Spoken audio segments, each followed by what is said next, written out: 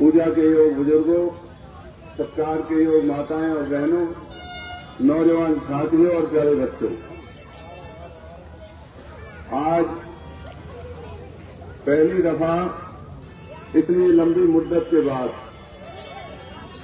आप सबने मेरी जो हौसला अफजाई की है, मेरी जो पीठ थपथपाई है, इज्जत की पगड़ी से, फूल मालाओं से नौजवान बच्चों ने ढोल नगाड़ों के साथ, और मैं देख रहा हूं कि हमारे शहर की एक से एक बड़ी सरदारी हर समाज की आज यहां मुझे आशीर्वाद देने के लिए आई है। मैं अपना सर झुका करके आपका धन्यवाद करता हूं, आपका आभार व्यक्त करता हूं। और मैं कई दफा ये बात कहता हूं, मेरे ऊपर आप लोगों का इतना प्यार था, मेरे पीछे शहर और इलाका मरने मारने को तैयार रहता था। कहीं ना कहीं मेरे से ऐसी भूल हुई है जो मैं आप लोगों से दूर हो गया, वरना शायद नौजवान बच्चों ने वो जमाना ना देखा हो।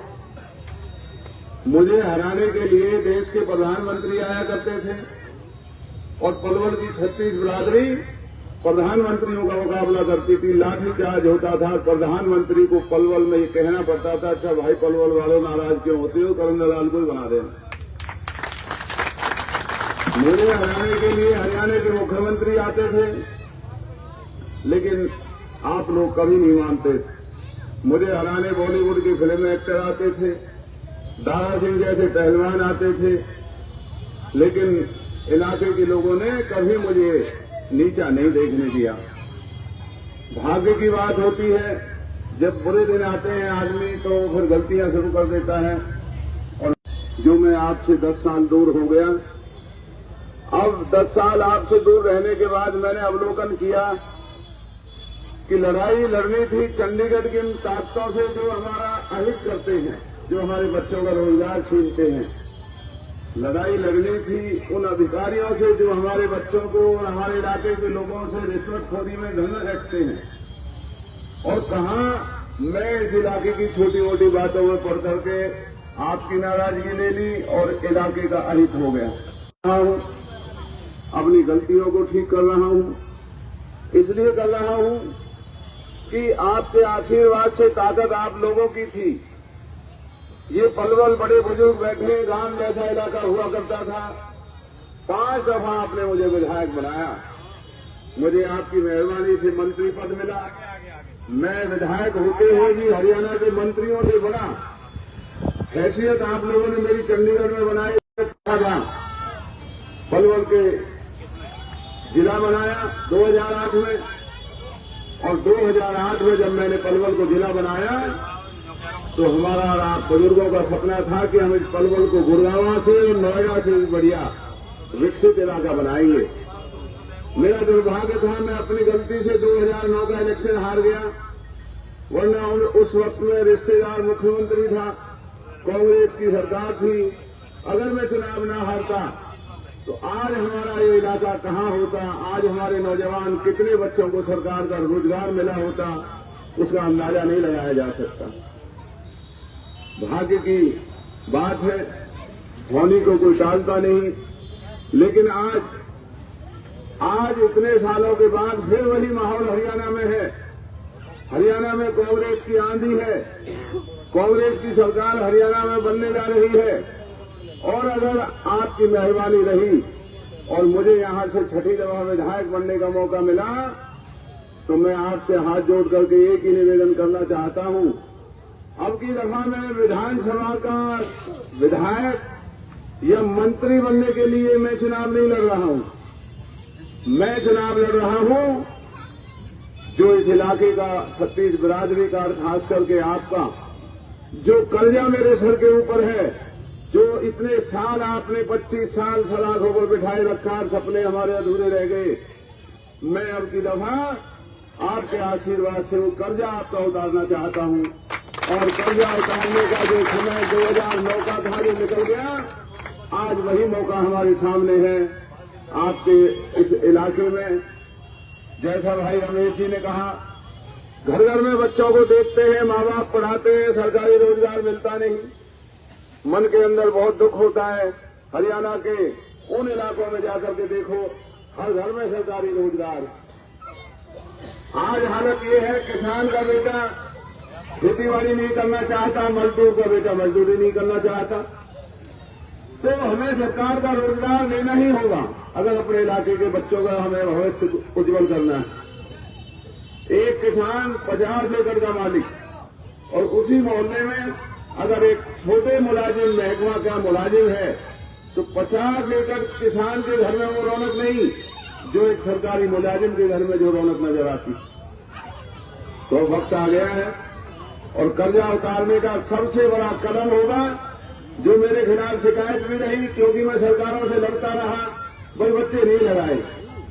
अब की दफा अगर आपकी मेहरबानी रही तो इतने बच्चे लगाने का मैं आपसे वादा करके जा रहा हूं कि हरियाणा में शोर रहेगा कि पलवल के बच्चों को सरकार का रोजगार मिल रहा है। और खास करके हम और आप सब किसान परिवार हैं, हमारा आपका जीवन एक जैसा है। ठीक है, किसी की कमाई ज्यादा है, चाहे किसी की कम है, लेकिन हमारे आपके जीवन एक है, बड़े बुजुर्गों का जीवन एक रहा। अब हमें आपसी मतभेद बुला करके और अपने हालात पर विचार करके इस मौके को हाथ से नहीं जाने देना चाहिए। आज हमारी सरकार का जहां रोजगार देने का ऐलान है, वहीं महंगाई से लड़ने का भी हमने एक कार्यक्रम बनाया है। हमारा ऐलान है, हर बुजुर्ग को 6,000 रुपये पेंशन देंगे। पेंशन मोहल्लों में ही बनेगी और मोहल्लों में ही बटेगी। आपको ऑनलाइन दरखास्त नहीं लगानी पड़ेगी। आपको बीजेपी के तरह पेंशन बनवाने के लिए बड़ी संतान 42 साल की दिखाने की जरूरत नहीं पड़ेगी। आपको ये शर्त भी नहीं सताएगी कि घर पक्का है या कच्चा है, घर में कितने बच्चे नौकर हैं, कितनी आमदन, कितनी खेती। जो बुजुर्ग है वो पेंशन लेगा। पेंशन मिलेगी एक बुजुर्ग को 6,000 रुपये माहवार। अगर घर में माँ बाप बैठे हैं तो इस महंगाई से लड़ने का एक थोड़ा बहुत तो हमें साधन मिलेगा। जब 12,000 रुपये घर में आएंगे हर महीने, तो कुछ तो महंगाई का हम मुकाबला करेंगे। इसी तरीके से जो बिजली के बिल हैं, मैं आपका 25 साल विधायक रहा, बताओ मेरे समय में किसी घर में, किसी मोहल्ले में कभी बिजली के झापे पड़े हों? और बीजेपी के राज में हर गरीब और कमेरे वर्ग के लोगों के घरों में बिजली के छापे पड़ते रहे, एफआईआर करते थे, मुकदमे करते थे और लाखों रुपए जुर्माना लगाते थे। कारखानों में जो चोरी हो रही है लाखों करोड़ों रुपए की, वहां कोई छापेमारी नहीं होती। छापेमारी होती है कमेरे वर्ग के लोगों के यहाँ, जो आपके यहाँ हुई, पलवल में हुई। मेरे अंदर के लाल बुराई से ही, लेकिन पलवल की गरिमा की तरफ किसी अधिकारी की मजाल नहीं होती थी कि पलवल के लोगों की तरफ किस तरह की कोई गुस्ताखी कर सके। एक भाई के घर में बिजली का छापा मेरे 25 साल में पड़ा हो तो मेरा कान पकड़ लो अभी आगे सरदारी के बीच। ये होता है लोगों का मान, ये होता है विधायक की गरिमा। और हमारा इस बिजली की चोरी की नौबत ही नहीं आएगी, इसलिए हमने ये ऐलान किया है कि हर घर में 300 यूनिट बिजली मुफ्त देंगे। कोई बिल नहीं आएगा किसी घर में, 300 यूनिट बिजली का। और जो हमारी बहनें हैं उनको सिलेंडर मिलेगा 500 रुपए का, चाहे महीने में 5 दफा लें। जो हमारे इलाके में बीमारियां पैर पसार रही हैं और इलाज के लिए पलवल का अस्पताल मैंने बनवाया था, बादशाह खान से बड़ी बिल्डिंग मैंने बनवाई थी अस्पताल की। वहां लड़कियों का नर्स का कॉलेज खोला था। आज जाकर के देख लो, ना डॉक्टर है, ना नर्स है, ना दवाई है, लुटाई होती है वहां। लोगों को मजबूर होकर के प्राइवेट हॉस्पिटल में जाना पड़ता है। प्राइवेट हॉस्पिटल में लाखों रुपए जमा करवाए जाते हैं। अब कहां से लाए किसान परिवार, कमेरा वर्गीय पैसा कहां से लेकर आएगा? तो एक हमारा संकल्प ये है कि गंभीर बीमारियों के इलाज के लिए हरियाणा सरकार 25 लाख रुपए तक आपके इलाज के पैसे देगी। और हम बीजेपी की तरह नहीं करेंगे जो 5 लाख की गारंटी दी हुई है, और अगर गारंटी कार्ड को कोई लेके जाता है तो क्लिनिक वाले वहां से उनको बेइज्जत करके भगा देते हैं। हम ऐसा नहीं होने देंगे। और ये पलवल के तमाम नाले आपकी मेहरबानी से मैंने बनाए। पलवल के अंदर ये सचिवालय मैंने बनाया। पलवल के अंदर रेलों के पुल मैंने बनाए। राजकीय महाविद्यालय बनाए, स्कूल बनाए, स्टेडियम बनाए। जाता जाता पलवल के लिए पीने के पानी का बहुत बढ़िया इंतजाम करके गया। मैं पिछले दिनों यही मोहल्ले में एक बतारी में आया था, इतना गंदा पानी आ रहा था, मैं कुल्ले के लिए लिया तो 3 दिन तक मुंह में ऐसा रहा जैसे कोई तेजाब मुंह के अंदर चला गया। मैंने पानी का इंतजाम किया था, क्या उस मेरे इंतजाम को ये आगे नहीं बढ़ा सकते थे? क्या हमारे मोहल्ले की बहन बेटियों को, बड़े बुजुर्गों को, बच्चों को स्वच्छ पानी पीने का भी अधिकार नहीं है? आपका ये बात याद करो, वो दिन मैं हाथ जोड़ जोड़ के आपके पीछे पड़ा रहता था, तब बुजुर्गों ने कई सालों बाद ये माना कि अच्छा तो जो हमारी सोच है ग्रुप में सब वो ये है फोटो आएंगी और कुछ कि इस इलाके में इतनी इज्जत दी, इस इलाके में आपने इतनी रक्षा की, वरना मैं तो इस इलाके का सबसे छोटा आदमी हूँ। आपकी मेहरबानी थी तो 25 साल विधायक आप लोग बनाते रहे। तो अब जो इतनी इज्जत आपने की है, मैं देख रहा हूँ आप लोगों की ये बात इलाके में मशहूर है, या तो आप किसी से हानि करते, और जब आप इतना प्यार और दुलार कर रहे हैं तो मैं समझ सकता हूँ कि शहर की क्या वजह है। आप जब खड़े हो रहे हैं तो शहर और इलाका आपके पीछे चलेगा, और ये चुनाव आप और हम जीतने जा रहे हैं, लेकिन चुनाव जीतना ही काफी नहीं होगा। हमें तो आप जब माफ करना, जब सरकार बनने के 1 साल के अंदर एक तो पलवल में लगने वाले अगर जामों से मुक्ति ना दिला दी तो मेरा कान पकड़ के खड़े हो जाना, भाई तो 1 साल का टाइम लेके जा रहे, जाम कैसे लग रहा है? आज पलवल जामनगर बनाया हुआ है। पलवल के गली मोहल्लों में गंदगी के ढेर लगे रहते हैं। आधे घंटे की बारिश पलवल को डुबा देती है। मैंने तो पलवल में चारों तरफ नाले बनाए थे, बताओ आपने किसी ने मांग की हो? मैंने अपने आप नाले बनाए। पलवल का सीवर मैंने डलवाया, मेरे बाद किसी ने सीवर डलवाया हो तो बताओ। तो अब हमें पलवल को नोएडा और गुड़गांव की तर्ज पर आगे बढ़ाना है, जहां हमारी छोटी लड़कियां, कब तक हम फरीदाबाद भेजेंगे बच्चों को पढ़ने? शानी बेटी अगर घर से बाहर जाती है, जब तक घर में आ जाए माँ बाप के हाथ पैर फूले रहते हैं। हमें लड़कियों की शिक्षा का बंदोबस्त करना होगा, हमें लड़कों की शिक्षा का बंदोबस्त करना होगा, हमें गरीब बच्चों की पढ़ाई और उनके स्वास्थ्य का ख्याल करना होगा।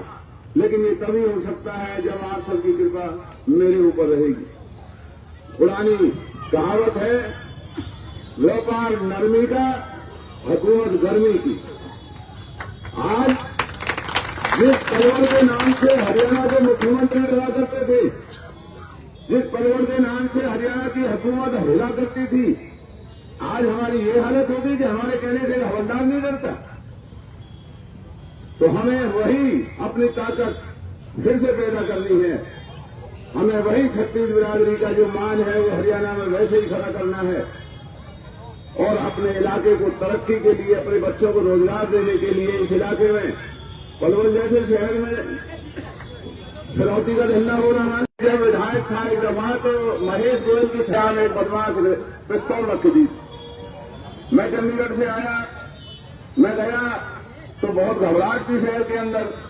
मैंने एसपी को कहा, भाई देख एसपी साहब, 15 दिन के अंदर अंदर ये बदमाश खत्म होना चाहिए। कोई भी था आज दिन दहाड़े हमारे शहर के व्यापारी की छाती पे पिस्तौल रख के गया, या हमारे इलाके की छाती पे पिस्तौल रखी है। 15 दिन में उस बदमाश का एनकाउंटर हुआ था। और उसके बाद पलवल में पूछो व्यापारियों से, अगर किसी ने आंख उठा के देखा हो तो ऐसी कई जो इलाके के अंदर प्रजातंत्र का एक ही नियम है। राम मनोहर लोहिया जी कहा करते थे, खून के रिश्तों से विचारों के रिश्ते गाढ़े होते हैं। मैं आपके विचारों के रिश्तों के पवित्र बंधन में आपकी मेहरबानी से इतना आगे गया हूं। मैं उस पवित्र रिश्ते को बदनाम नहीं करूंगा। मैं आपकी उम्मीदों पर खरा उतरूंगा। जो वादे करके जा रहा हूं उन्हें पूरा करूंगा। करता तो परमात्मा है, लेकिन हमारा इरादा है। तो जहां 25 साल आपने मुझे आजमाया, अब की दफा मेरा कर्ज उतारने में मेरी मदद करो और मुझे यहां से चुनाव जिता करके दे दो। हम और आप मिलकर के पलवल की तस्वीर बदलेंगे। पलवल को गुड़गांव और फरीदाबाद से और नोएडा से बढ़िया शहर बनाएंगे। सारी सुविधाएं प्रदान करेंगे। बच्चों और लड़कियों के रोजगार के साधन पैदा करेंगे। जो इसी शब्दों के साथ आप सबका इस इज्जत और सम्मान के लिए और इस सपोर्ट और आशीर्वाद के लिए सदैव आपका एहसानमंद रहूंगा। आपका बहुत बहुत धन्यवाद। राम राम।